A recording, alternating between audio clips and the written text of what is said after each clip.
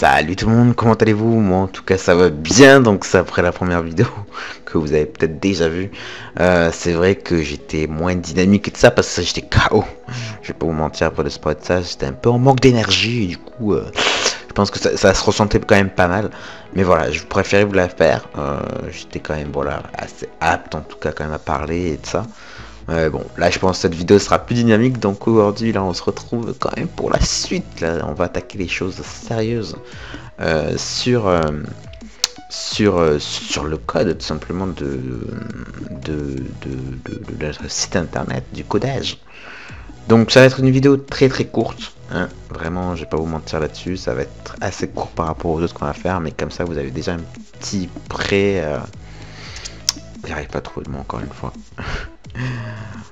Bref, ça va vous mettre... Oh putain, j'y arrive pas quoi, j'arrive pas à trouver le mot. Bref, vous avez compris. Ça va vous motiver pour continuer voilà, la série tout simplement. Alors, le logiciel que j'utilise pour coder, vous pouvez bien sûr en utiliser d'autres, mais moi je vous conseille celui qu'on m'a conseillé, qui honnêtement je pense c'est quand même un des mieux. Je dirais pas le meilleur parce que j'en ai pas non plus fait 30 000, mais c'est vrai qu'il y en a certains qui vont peut-être vous dire de coder sur Dreamweaver. Alors Dreamweaver, donc c'est de la gamme Adobe, a des points positifs, je dis pas le contraire. Mais pour moi, pour un gars qui vraiment code tout de A à Z, c'est beaucoup plus pratique d'utiliser le logiciel que je vais vous montrer tout simplement. Le logiciel, il s'agit simplement de Bracket. Voilà, c'était pour vous le dire. Alors juste une petite parenthèse avant de continuer cette vidéo. Ça n'a rien à voir avec la vidéo, mais je préfère vous le dire. C'est vrai que dans ma justement vidéo de la mise au point et réflexion, vous avez parlé de faire du gaming et que non, c'était celle-ci de vidéo. Alors je vais peut-être le faire. Sauf qu'il faut quand même que je trouve des jeux qui me semblent justement intéressants. Donc faut que je vois ça de mon côté, donc j'ai préféré voilà parce que j'avais un jeu et puis finalement j'arrivais pas, hein, au sens que j'arrivais pas à jouer à ce jeu. Pour ceux qui connaissent, c'est Outlast. Je voulais vous faire ça sous vidéo, même si j'ai joué et que j'ai terminé. Je voulais présenter sur ma chaîne, ça que pour moi c'est impossible. Tout seul je ne peux pas, ce jeu est trop effrayant, il me fait trop peur. Oui, moquez-vous si vous voulez, mais je le reconnais, pour moi il était trop flippant. Tout seul je ne peux pas. Avec un collègue ou quoi, ça aurait pas été le problème, mais là tout seul je ne peux tout simplement pas, c'est pas possible. Bref, donc le logiciel que j'utilise c'est Bracket, voilà, comme je vous en ai parlé tout à l'heure. C'est un logiciel open source. Donc c'est-à-dire qu'il peut être utilisé par tout le monde. Donc vous aurez dans la description le lien donc pour le télécharger. Donc il y a une version disponible pour Windows et une version pour Mac. Et voilà tout simplement. Donc ça c'est la première chose. Ensuite, on va donc tout simplement l'ouvrir. Alors, il se peut que ça ait gardé les anciens travaux que j'avais fait. Donc vous allez voir peut-être plein de lignes de code d'un seul coup devant vos yeux. N'ayez pas peur. De toute façon, je vais les enlever. Parce que c'est pas l'objectif de toute façon pour le moment de vous expliquer tout ça. On va voir très rapidement l'interface et surtout là, très important. On va faire autoriser, je sais pas ce que c'est que ça, mais bon. Bref, voilà. C'est surtout vous montrer les plugins qui sont importants. Et ce qui est bien justement sur tout ce qui est open source, c'est que, et surtout sur ce logiciel là, c'est que vu qu'il a été développé par un particulier, on va dire ça plus ou moins, un individu, et que en fait il y a possibilité que d'autres particuliers viennent faire des mises à jour en y ajoutant du contenu en fait tout simplement. Et ça c'est super parce que voilà, du coup vous avez des plugins, j'en ai pas mis 30 000, pour moi ce qui était le plus pratique. Dans celui-ci aussi qui est super bien. Mais voilà, ça vous permet d'aller plus vite dans votre travail. Et c'est une bonne chose. Alors, au niveau d'interface, c'est rien de compliqué, hein. En général, vous faites fichier nouveau, ça on verra comment on débute, hein, tout simplement. Alors ce plugin, c'est, je ne sais plus, il faut rappeler que je redemande à mon formateur comment il s'appelle. C'est super pratique parce qu'en fait il vous crée déjà certaines bases en fait. Moi j'utilise surtout ces trois là, mais les autres peuvent être utilisés. Excusez-moi de bailler, hein, mais la vidéo je la fais à 22h37, mais bref, donc je disais, ici vous avez tout simplement des raccourcis pour des codes. En fait les lignes de code s'affichent elles-mêmes automatiquement, et c'est super pratique. Mais ça, ce plugin, cette extension, je sais plus comment on appelle ça, c'est peut-être une extension, je sais plus, bref. Ceci, donc vous n'avez pas de base, hein, il faut l'installer. Ensuite, ça, non, vous l'avez de base. Ça, justement, c'est gestionnaire d'extension. Donc, c'est des extensions, c'est bien ça. Ça, c'est une mise à jour. HTML Skeleton, c'est super important. Enfin, super pratique. Ça permet en fait de fermer automatiquement les balises. En gros, quand vous en ouvrez une et que voilà, vous avez fini, ça la ferme justement automatiquement. C'est important justement dans le codage. Et ceci, en fait, il n'y en avait pas tellement que ça. Hein, vous voyez, surtout celle-ci et celle-ci qui sont importantes. Il me semble que j'en ai d'autres, on ira voir un peu mieux après, parce que peut-être que celle-ci c'est juste parce qu'elle se voit, mais il doit y en avoir déjà qui s'installent. Et ça, extrait bracket preview. C'est une prévisualisation, je sais pas exactement ce que c'est peut-être. Ah si, je crois savoir ce que c'est. Oui, d'accord. D'accord. Alors ça aussi, ça peut être pratique, ça veut justement votre maquette PSD et tout ça. Où ça a été donc en relation avec Adobe. Je sais pas comment ils ont réussi à faire ça, mais en gros, le bracket va, à l'aide de la maquette, va réussir à prendre déjà des données. En gros, des données vont déjà être enregistrées. Du coup, il y a certaines couleurs en fait qui vont s'afficher automatiquement. Quand vous mettrez color de points, si sur la maquette le texte est bleu, ben, en fait, ça vous mettra blue, tout simplement. Voilà. Ça vous proposera automatiquement blue. Et ça peut être pratique. Ça peut être pratique. Bon, je l'utilise pas spécialement, mais voilà, on en parlera peut-être vite fait. Donc ça c'est comme je l'ai dit, c'est pour avoir un aperçu direct, on en reviendra quand on utilisera le logiciel. Et donc j'allais regarder les extensions, parce qu'il me semble que j'en avais d'autres installées. D'ailleurs il y en a une qui doit avoir une mise à jour. Voilà. Quick Form Tool. Alors je sais pas, Form Element Quick Line. Là c'est peut-être pour faire des formulaires, je suppose, parce que form c'est la balise form, c'est pour faire des formulaires. Vous savez quoi, je vais la mettre à jour. C'est toujours important, voilà. Voilà, concrètement, voici les extensions que j'utilise, tout simplement. C'est tout. Voilà, il n'y en avait pas plus que ça en fait finalement. Ça aussi, mettez-le et mettre. Il me semble que c'est... Oui, si, ça je sais. Voilà.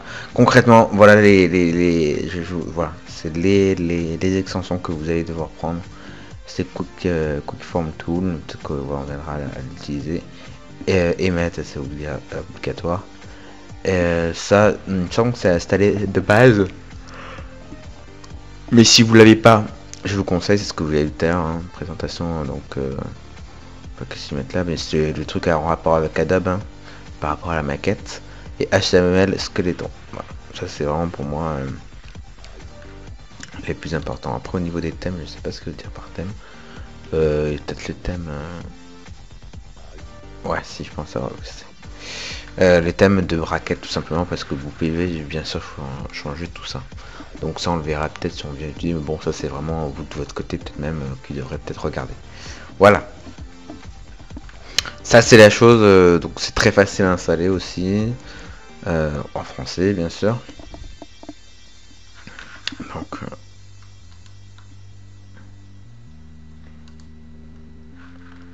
ouais, d'accord.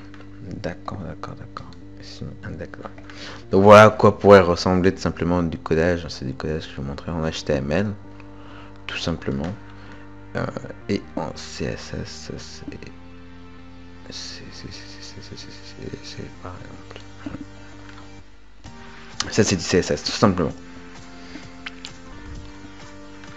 Donc il y a plusieurs façons de coder. Ça en fait je crois que c'est mon site internet perso. Je l'ai peut-être pas codé du mieux qu'il fallait, donc on va apprendre aussi les bases. C'est pas qu'il y a de bonnes ou pas bonnes, voilà, mais il y a des choses, des types de codage qui sont plus rapides que d'autres. Là on va dire ça fait du codage qui était pas rapide, voilà.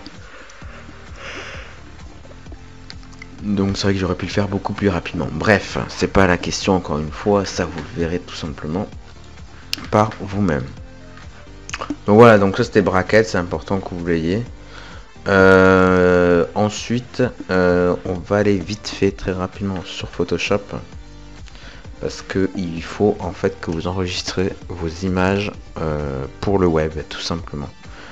Alors qu'est-ce que je dis pour le web? C'est tout simplement en fait on va essayer d'optimiser au maximum vos photos pour qu'elles soient le moins lourdes possible. Et du coup que votre site ne soit pas trop lourd. Donc on va attendre tranquillement.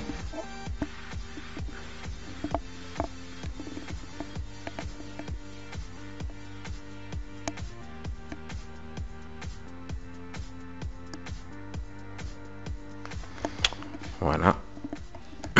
Alors. Donc on va simplement venir, on va en fait faire revenir sur la maquette. Sur la maquette design.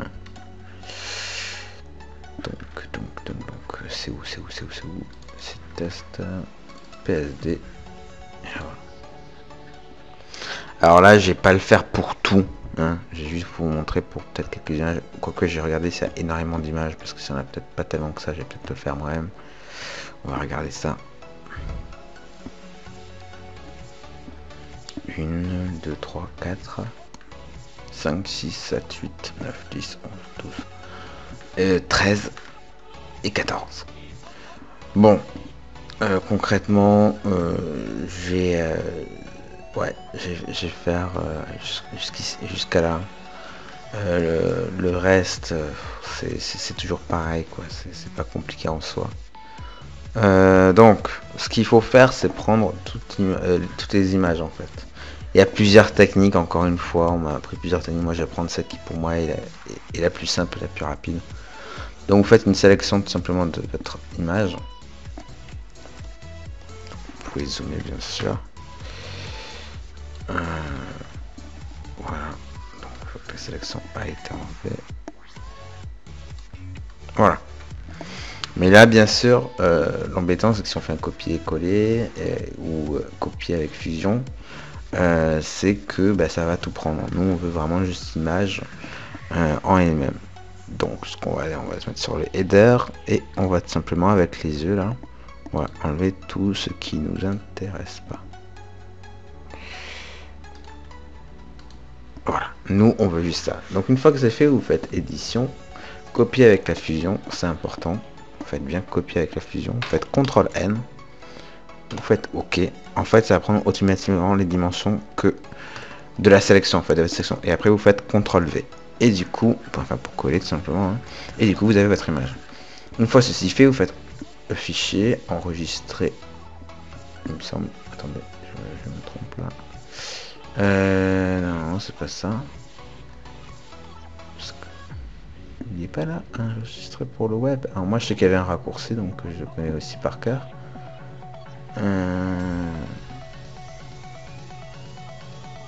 Ah voilà, d'accord, c'est dans exportation, pour ceux qui n'ont pas. Et enregistrer pour le web. Et ceux qui ont le valeur raccourci, c'est Alt, Maj, plus CTRL, plus S. Donc c'est un raccourci un peu long, mais voilà. Vous cliquez dessus, et là voilà, vous avez une interface comme ceci. Alors, là, ce qu'il va falloir faire, c'est que là, vous avez l'original, là, vous avez celle qui est optimisée, mettez 2 vignettes, comme ça, au moins c'est clair et simple, et vous avez donc un comparatif entre les deux. Donc, ce qu'il va falloir faire,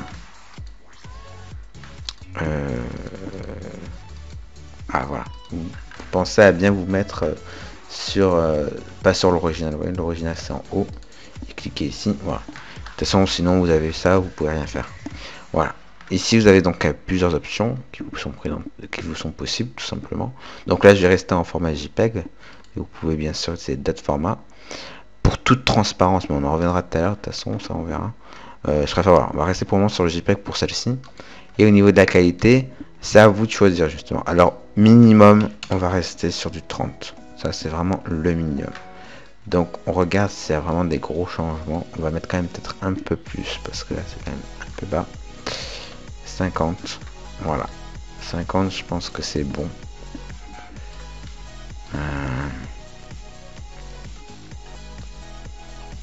C'est à peu près bon.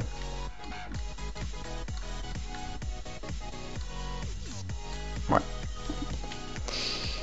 Donc pour zoomer, dézoomer, c'est contrôle plus, contrôle moins, hein, tout simplement. Et là, vous faites enregistrer. Alors, là par contre, ce qui va être important, donc là on se retrouve sur les images de mon site à moi. Voilà, c'est pas de mettre image comme ça, mais on va créer un nouveau... Mince, ce que j'ai fait. J'ai fait retour, idiot. C'est simplement de créer un nouveau dossier et de l'intituler IMGS. Voilà. Ça sera vraiment vos images optimisées que vous mettrez dans ce dossier. Vous lui donnez un nom. Alors là, par contre, il faut des noms qui sont assez explicites, qui font comprendre ce que c'est. Donc là, par exemple, on peut mettre show bannière ou header, tout simplement. Show header. Voilà. Alors mettez des tirets, mettez pas d'espace, mettez pas d'accent, mettez pas de majuscule. Hein, je vais être clair là-dessus, parce que ça peut poser des problèmes au niveau du codage. Donc mettez bien, voilà. Pas d'espace, pas de majuscule, pas de caractères spéciaux en dehors des tirets et des underscores. Voilà, mettez pas d'accent ou quoi, c'est pas bon. Donc vous laissez comme ça. Donc je vais faire enregistrer et je peux fermer. Non, on s'en fiche. CTRL D. Et on va venir faire pareil pour tous les autres. Alors, là justement on va arriver à une étape assez importante. Maintenant donc on doit s'occuper de ces trois bonhommes. Donc, moi je vais en faire peut-être que pour... Enfin je vais le faire pour ces trois après, voilà. Donc au niveau de l'équipe. Justement. Je vais faire un CTRL H, voilà. Il faut venir donc sélectionner l'ellipse en faisant CTRL, et quand vous passez votre souris, votre curseur sur la vignette, vous voyez il y a un rectangle de sélection qui se met en dessous de la main. Vous faites clic gauche et ça vient prendre la sélection. Vous faites une fois de plus édition, copier avec la fusion, CTRL N, OK, coller. Là une fois de plus vous faites fichier, exportation, enregistrer pour le web. Alors là déjà vous voyez que l'image n'est pas de très bonne qualité. Et là vous remarquez aussi que ici, eh ben, c'est blanc. Et non comme ici, vous voyez des carrés qui veulent simplement représenter la transparence. Alors c'est normal. C'est tout à fait normal. D'ailleurs c'est vrai que là pour le coup c'est important. Excusez-moi, j'ai fait un retour. Ça j'ai le fermé du coup. Quand vous faites CTRL N, un nouveau document, pensez ici à bien vous mettre en transparent et non en blanc ou autre. Voilà. Il faut vraiment que vous ayez, voilà, comme ceci, des carrés. Un petit carré. Donc on refait la manipulation, exportation, enregistrer pour le web. Et donc là vous voyez ça va pas, c'est blanc justement. Donc il faut se mettre sur du PNG. Alors là vous voyez c'est pas top. Faut pas prendre, quand c'est de la transparence comme ça, évitez de prendre du PNG. Alors même si au niveau des couleurs, j'ai pas pris, ça peut poser des problèmes au niveau de la transparence. Je vous conseille grandement d'éviter ça. Vous voyez d'ailleurs il y a un léger contour blanc, je sais pas si vous voyez très bien. Voilà, là on le voit quand même mieux. Quand on zoome, il y a un très léger contour blanc. Et ça, on ne le veut pas. Donc pour ça, il faut toujours vous mettre en PNG 24. Et là, vous voyez, il n'y a plus ce fameux contour. Voilà, il n'y est plus. Donc ça, c'est vraiment pour... Dès qu'il y a de la transparence, donc ces fameux carrés gris et blanc, vous mettez en PNG 24. Vous cherchez pas. Vous cherchez pas, vous faites ça. Voilà, et on vient, voilà, tout simplement le nommer. Donc là, j'ai simplement femme. Voilà, tout simplement. Et on va venir, alors là pour le coup, je vais laisser ce document. Je vais faire CTRL Z pour revenir en arrière. Vu que logiquement c'est la même taille, je devrais pas avoir de problème. Donc on va faire tout simplement la même chose pour les autres. Toujours sur le calque ellipse. On vient prendre la sélection. Je pense à faire édition, copier. Ah oui, copier avec fusion. Et voilà. On vient faire fichier, exportation, enregistrer pour le web, en 24, et voilà.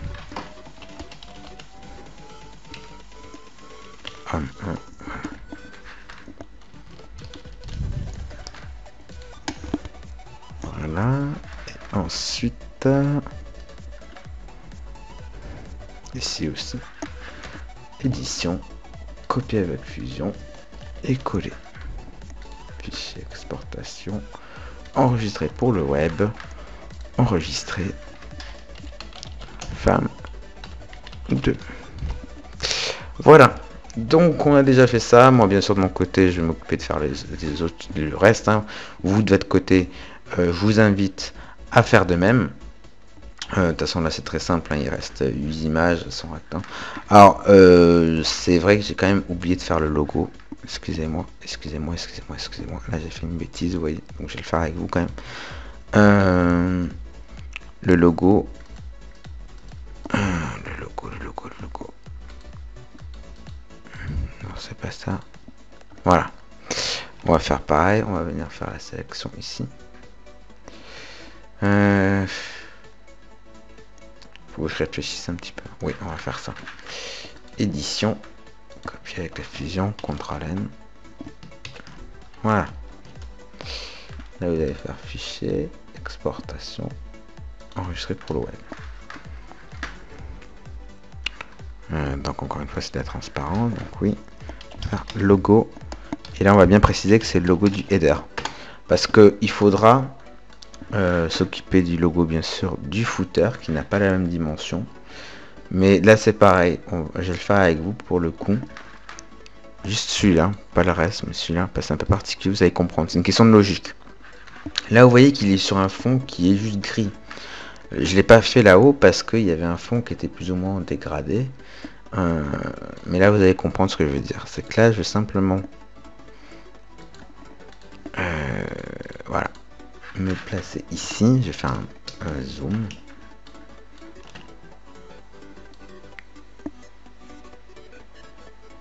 Voilà, et je vais venir faire la sélection moi-même en fait. Je vais venir faire la sélection moi-même. Vous faites édition, copier avec la fusion, CTRL N. Voilà, vous faites fichier, exportation, enregistrer pour le web, et là on va pouvoir se mettre en PNG 8. Alors pourquoi en PNG 8?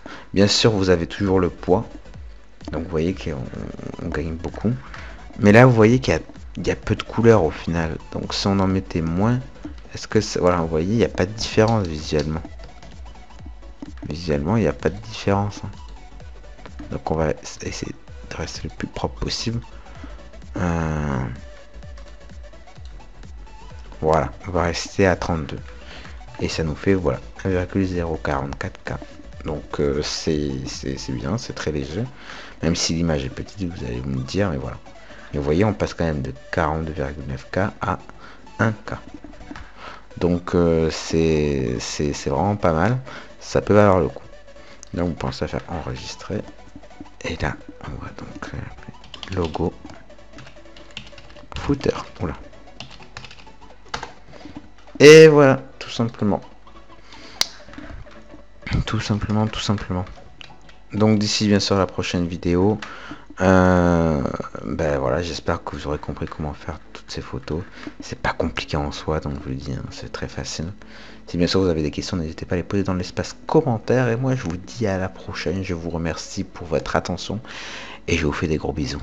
Allez, salut tout le monde.